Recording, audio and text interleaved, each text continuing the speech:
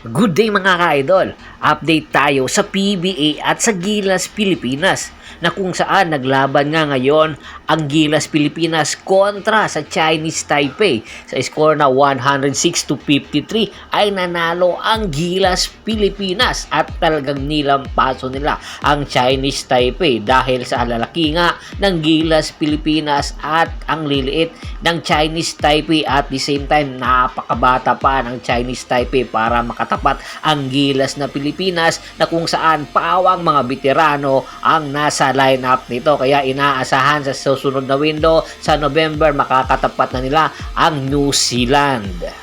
Samantala, ugong-ugong na nga ang balita at malapit na daw mangyari ang isang blockbuster for team trade na kung saan involved dito ang Converge Fiber Xers, Northport Batangpier, Magnolia Pambansang Manok Timplados at ang Barangay Ginebra San Miguel, involving 4 or more players. Involved dito si Calvin Abueva, Arvin Tolentino, Justin Arana at syempre si Sydney Onwobere. Ayon nga sa ating insider, si Sydney Onwobere ang ititrade ng Barangay Ginebra San Miguel. Matatandaan na nagre-request si Sydney Onwobere napakawala na siya ng Barangay Ginebra San Miguel dahil sa walang minuto or limited minutes na ibinibigay sa kanya ni Coach Tim Cone.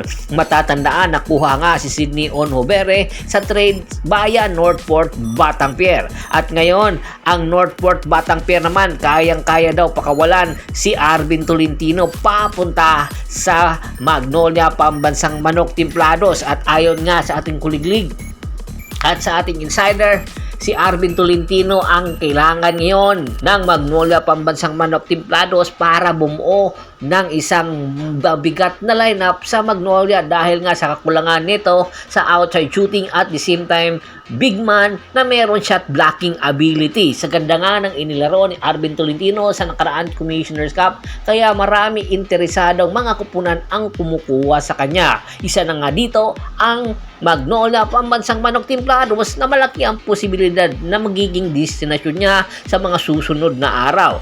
At ayon sa ating insider, isa ito sa mga indikasyon na kinakailangan na pakawalan ng Magnolia Pambansang Manok Timplados si Calvin Abueva. At ayon nga sa ating insider, si Calvin Abueva ang destinasyon ay ang Converge Fiber Xers. Matatandaan, muna daw lumapit ang Converge Fiber Xers para sa serbisyo ni Calvin Abueva. Kinakailangan daw ng Converge Fiber Xers na kunin si Calvin Abueva.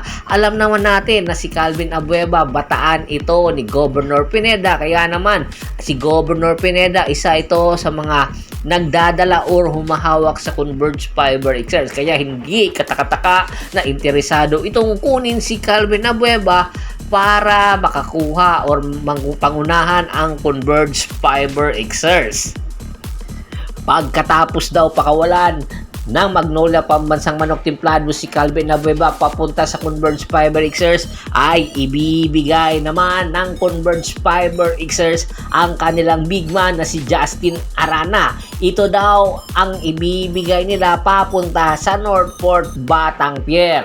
Kaya naman marami ang nagsasabi, katakataka kung pakakawalan ba si Justin Arana ng Converge Fiber Xers, ganong napakaganda ng kanyang inilalaro sa kupunan. Pero meron nagsasabing mga insider na si Justin Arana ay malapit na mag-expire ang kanyang kontrata at maraming kupunan at liga ang gustong kunin ito at bigyan ng mas mataas na halaga or kontrata at bigyan ng magandang exposure. Kaya naman ay marami ang nagsasabi, panahon na para pag-isipan ito ng Converge Fiber Xers. Baka sakaling paggising nila mawala na naman sa kanila si Justin Arana, katulad na lang kay Maverick Ahanisi at kay Jeron Teng. Kaya inaasahan na pag-iisipan talaga ng mabuti ito ng Converge Fiber Xers. Kaya naman inaasahan ang mangyayaring blockbuster trade ay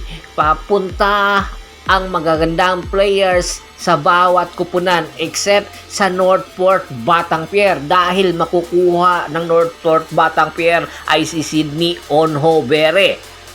At mayroon pa daw kasama mga bench players ng Barangay Ginebra San Miguel. Pero ang kanilang pakakawalan ay si Arvin Tolentino na isa sa mga main guy ng Northport Batangpier. Tapos ibibigay nila si Justin Arana sa Barangay Ginebra na kinakailangan ni Coach Tim Con para patakbuhin ang kanyang bagong triangle offense. Kaya inaasahan na magkakagulo na naman ang 4-team trade na ito dahil ang malulugi ay ang Northport Batangpier at ang mananalo ang Magnolia at ang Barangay Ginebra San Miguel. Ano sa tingin nyo? Dapat bang ituloy ang nasabing 4-team trade na ito? Komento na sa baba ng video at pag-usapan natin yan. Once again, this is Percival Monteron at your service. Don't forget to subscribe my sports channel at don't forget to click the notification bell button para maging updated palagi sa kwentuhan. At bago pa man natin tapusin ang ating kwentuhan, shoutout muna tayo sa ating mga solid na followers kay Kagawad Cats Aquino Dukusin ng Hagonoy, Bulacan, Ronald Bersubida, John David Golapa, Anthony Lucky Alon, Scott Ranger, Luis Alon at sa Lalon family at syempre kay Mr. Ricky Lanza ng Ricky Rider TV ng Tansa, Cavite. Marami pong salamat sa walang sawa niyong pagsuporta. Pakibisita na rin po ng Facebook fanpage ko, paki-like, paki-follow, paki-share, ganun din po sa YouTube channel ko at sa bagong fanpage ko na Half Court Free Speech at sa YouTube channel nito. Hanggang sa muling kwentuhan, maraming salamat po.